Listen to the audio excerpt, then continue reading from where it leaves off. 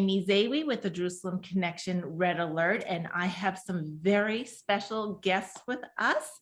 Are the president of the Jerusalem Connection, Shelley Neese, who you may not have seen in a long time because she's transitioned to audio blogs.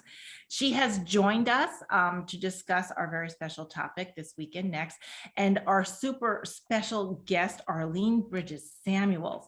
She is a freelance writer who writes a weekly column for CBN Israel, a guest columnist at allisrael.org, and she has a blog at the Times of Israel. And one of the topics we are going to talk to with her about today is her volunteer work for the board of Violins of Hope. And we are going to get into the details of that, but I just want to extend Arlene a very special thank you for her time. And this week and next, we are going to have this conversation so we can really dig into the idea of Holocaust education and how it is the key component for fighting anti-Semitism in the modern day and age and for the next generation. So welcome, Arlene. Thank you for being with us. And Shelley, thank you for gracing us with your presence so our viewers get to see you midweek here. We are enjoying audio the blogs Bible allow you to wear Fire. your pajamas, so You don't have, you can have your mom bun, messy bun. Exactly. But Arlene, we are so excited to have you here. The month of November is very special to us because we are dedicating it as part of our messaging to talk about Holocaust education, our scholarship fund, and introduce to our network and followers and supporters the Violins of Hope event that will take place next spring. And I would love for you to share with us your work with that endeavor and how it is going to help us and all of the people who participate to fight anti-Semitism while enjoying the arts and learning about the Holocaust. Thank you, Amy. It is very wonderful for me to be with you, and at least I'm meeting you somewhat in person. And I'm just delighted to be with Shelley. We've had some great times together in Israel, especially, right, Shelley? So I'll just start off just focusing on the education aspect of what we're doing to oppose anti-Semitism. And as both of you know, and a lot of our viewers, we can oppose anti-Semitism in many different ways. And one event, or I should say 4 weeks of events, is taking place in South Carolina next year between April 20th and May 23rd. And what we are doing, my husband and I are on a volunteer board, and we have about 9 of us on this board.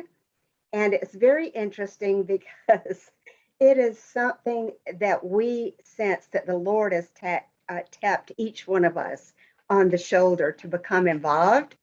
And in one sense, it's like the blind leading the blind. In another sense, it is a phenomenal group, and we're interacting and texting all the time. We're having a wonderful time and just counting on the Lord to pull us through, which He is doing. So as to what is happening in South Carolina, we're bringing over Israel's Violins of Hope. Now, these are violins, there's around 60 of them now that have been restored, and they are coming with one of the founders, the son of the founder. They are coming to the United States. They are landing in South Carolina. And the exciting, even more exciting than the excitement that is already there, Violins of Hope, for the very first time, is joining with a large-scale performance company called Varna International. They are based in Columbia, South Carolina, and this is a couple who have a fascinating history that I'll go into in just a moment. But these 2 musical companies are going to blend together for the first time, and they are going to come together and do an oratorio that was especially written. It's called Songs of Life. And it will feature the story of Bulgaria, a country that saved its 49,000 Jewish citizens from being pushed onto trains, sitting there in Bulgaria to be taken to the concentration camps. Wow. The citizens of Bulgaria, in just a very short order of time, came together in all levels, lay people up to government, and prevented this catastrophic situation. And it was really the largest rescue in World War II. Wow. All the music will be played surrounding this theme, and locals are the ones who are going to play the Holocaust violins, and the local symphonies and chorales and choirs. And they're going to, so far we've got 3 large scale concerts, one in Myrtle Beach, South Carolina, one in Columbia, and one in North Charleston. And we're working on another one. And we think it's almost a reality. But 250 or so local musicians will be on stage performing this oratorio, touching and playing violins that they will bring to life from the depths of horror, because each violin was played in the Holocaust. Some of the owners perished, some survived, and Amnon Weinstein, the founder, and he's the major founder, of course, he's the dad, he lost 400 family members in the Holocaust. So just one quick story, if I have a moment. Sure. The survivors of the Holocaust, the musicians and some of their families, began bringing their violins to Amnon, to his studio in Tel Aviv. His parents immigrated, made Aliyah to Israel when it was still Palestine under the British mandate. And years after that, the first violin came, and the survivor or the family member said, Amnon, would you do something with this violin? I just can't even be around it right now. So Amnon started storing them in the corner of his workshop. One day he decided to open up one of them. When he opened the case, Amy and Shelley knows this too, I think.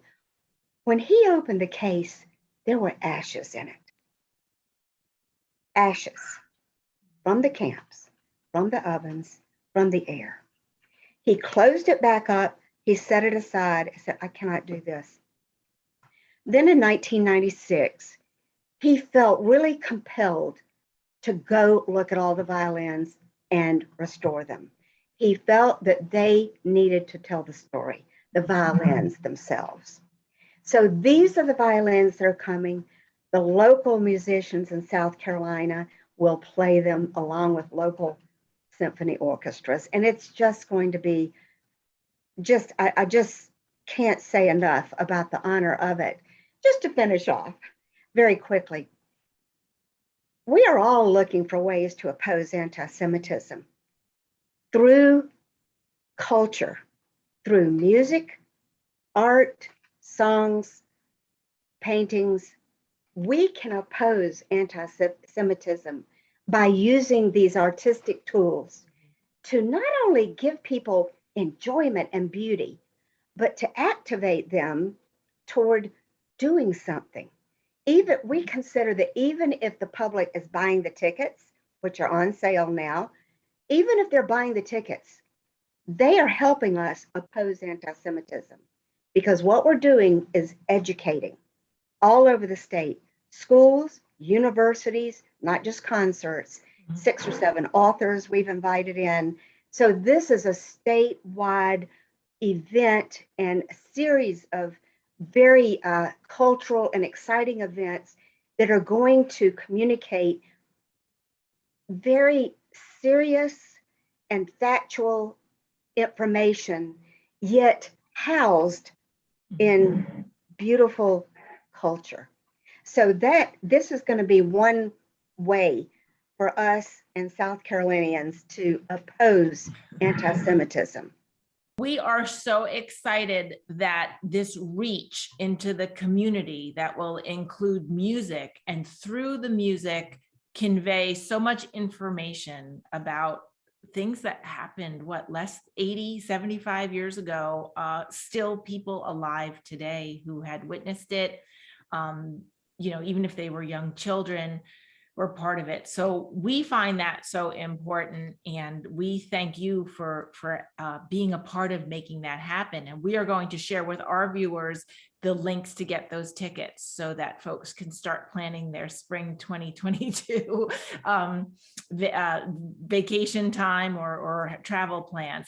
Shelley, can you share with everybody how the Jerusalem Connection is going to augment those events in South Carolina? I mean, I'm not a musician, we're not musicians, Sure. but as part of that community, we want to share some of our legacy, the Jerusalem Connections legacy, particularly Pat Mercer Hutchins' work. Right. So it's definitely within the realm of the vision of our founders, Jim and Pat Hutchins, the late Jim and Pat Hutchins, that this idea as educators that education is a kinetic experience. And especially when we're talking about something like the Holocaust, that we have to experience it with our hearts, minds, souls, and spirits. So with Pat, you know, I've told the story many times that she spent her last years of life here on this earth painting the victims of the Holocaust with the black and white photographs from the Auschwitz album, which is in the Yad Vashem Museum. And the Christian Friends of Yad Vashem was really generous with us in sharing those black and white photographs and promoting the project. But just to show a little history of Arlene and I as well, Arlene and I, we have been roommates in Jerusalem. We have been to lots of the same things. And so a lot of times we get the chance to just share and come up with ideas to collaborate. So 3 years ago, or actually during COVID, Arlene finished the editing process for the Auschwitz Album Revisited booklet. So she has been a part of that project as well, in terms of getting the art in the hands of students and people who wanted to learn and know more about each piece. So she was already pretty intimately connected with the art itself. And so it was, and we like to collaborate whenever we can. So definitely the chance of this, I mean, even when I just heard about the violin concert, like it brings tears to your eyes, just thinking about what a marvelous idea this is. I mean, everyone knows that the violin is the instrument of the heart. And well, if you have young kids at home trying to play the violin, it doesn't sound good till it does, but when it does, it's the instrument of the heart. And so just this vision of people being able to, so the Liberty University is going to kindly bring the art, at least to the Charleston concert. And so the idea is that people can experience the memorialization of the victims of the Holocaust through the art pieces out in the lobby, which I've actually been to the event center where this concert is going to be hosted. So I can picture it perfectly. It's going to be beautiful. And then also through the concert. So if you are an artist out there, or if you are someone that just likes to experience things kinetically as well, this is going to be an event that uses all those touch points, that also has speakers, that also has written educational things as well. And I know, Arlene, maybe you could talk about too, just the outreach. Well, first, Arlene, can you tell us, so I've lived in Charleston, and for anybody out there, these concerts are worth going to, even if they were in terrible cities, but Charleston happens to be God's perfect city. So if it can be orchestrated around a vacation, anybody would benefit from that. Charleston is an amazing city. But can you talk a little bit? I don't think people realize how pro-Israel South Carolina is, and really advanced in that way. I mean, we all know that we got the good grace of Nikki Haley from South Carolina, but why South Carolina as the place? Because these violins are not easy to get and to host. So why South Carolina? Shelley, it really began with Ellen Thompson, who is a very, very dedicated pro-Israel Christian. She lives in Myrtle Beach. She actually saw the violins performed at one of AIPAC's policy conferences, the American Israel Public Affairs Committee, and she's on the national board, a Christian on the national board for for AIPAC. And Ellen was transfixed. There were 18,000 attendees at that particular policy conference that AIPAC held that year.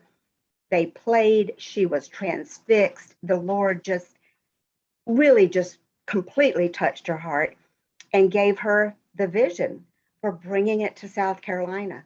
And that is how it started in our state. Well, I still call it our state. I grew up there. So that's how it began, with Ellen's vision from the Lord.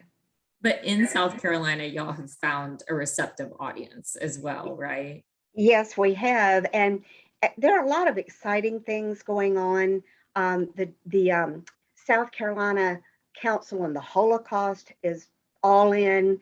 There are several different Jewish organizations that are all in. And we have these 3 large venues. The South Carolina ETV channel is beginning to advertise the ticket sales and the events. And there are just a lot of different sponsorships. They're increasing. As you can imagine, we need some assistance. So South Carolina, though, talking about the backdrop of its pro-Israel initiatives, one of the legislators who was in the South Carolina legislature, he was one of the first legislators who started a project in South Carolina that's now been followed by maybe 35 additional states to oppose boycott, divest, and sanctions, BDS, by making it known that any business in South Carolina who wants to do business against Israel is going to be penalized. There's legislation in place where South Carolina is standing strongly for, I guess, 5 or 6 years now, so that BDS is defeated in South Carolina in great part. I'm glad you brought that up, Arlene. Yeah, I was like, this is right in Amy's wheelhouse. Like, we'll boycott the boycotters by spending our spring break money in South Carolina. That's right.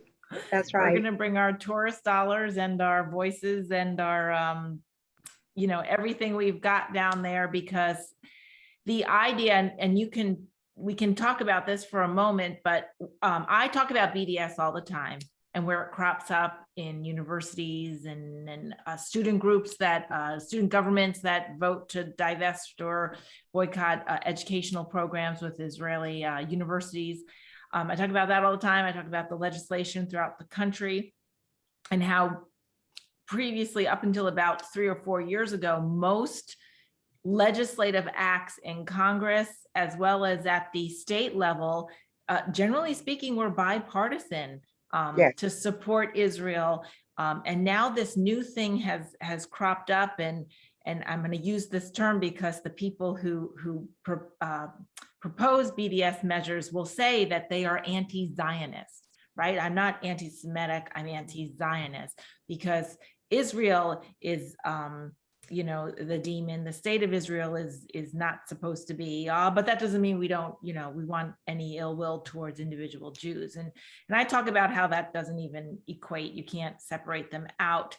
But when we talk about anti-Zionism, and I equate it directly to anti-Semitism and the boycott, divest, and sanction movement as being anti-Semitic as well as anti-Zionist, I'd like you to connect that back to, and you mentioned this earlier when you talked about the origin of the violins. The violins are part of the embassy, correct? The Israeli embassy, or they have like a diplomatic status. And I want to talk about a little bit more about the origin of these violins. You mentioned that they are from the Holocaust and from victims of it, whether they were survivors or not, they were still victims and their families. But can you explain, and you mentioned the gentleman that has restored them, but how are they sort of sponsored at a governmental level, or are they, so that we can see that anti-Zionism is wrong, and it is a form of anti-Semitism, and that by supporting the violins, we are also supporting the state and its people? I don't know the answer about whether or not it is government sponsored, because it is a private organization. Okay. I can't answer that particular thing, but it is a 501c3.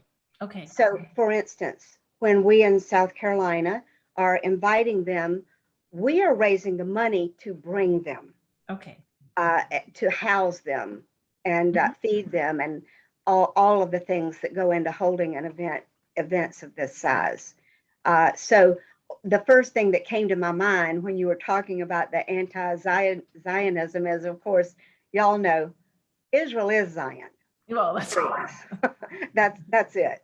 And of course, the detractors, they want to have a certain amount of pretense about their anti-Semitism, but I think most of us, certainly Bible-believing Christians, and those of us and so many millions of others, I think Joel says there's 600 million evangelicals in the world. And I think this group certainly understands the covenants, the real estate deed that the God of Abraham, Isaac, and Jacob gave to his people. That has not changed.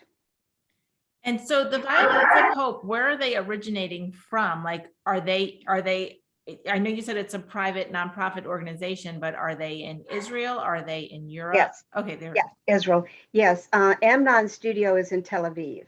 okay. And his father and mother came to pre-state Israel, and they settled in Tel Aviv, as I understand it. And Amnon's father was also a luthier. He could repair and play violins. Oh, And wow. now Amnon has passed it on to his son Avshi, and Avshi will be the one. He is going to accompany the violins, because Amnon, he's in his 80s now. We're not real sure that he will be able to come, but Avshi will. That's wonderful. That's And wonderful. There's going to be different musicians in each city playing the violins. Here's what is happening. It's interesting, and y'all know this so well. When you're pioneering something, you have a vision for it, but the Lord unfolds it in his way. So at first we thought that it was just going to be these big venues, but now a lot of the smaller towns and cities in South Carolina, we want in on this. So there'll be a lot of chamber music and authors speaking. And one thing we didn't mention, and I wanted to go back to you, Shelley, when you mentioned the North Charleston Performing Arts Center. When you walk into that entry hallway in the North Charleston Center, that is where the paintings will be. And there will be several thousand people walking through that hallway and walking back out through that hallway. So and of course, you're going to help get the volunteers to stand there and protect them and talk about them.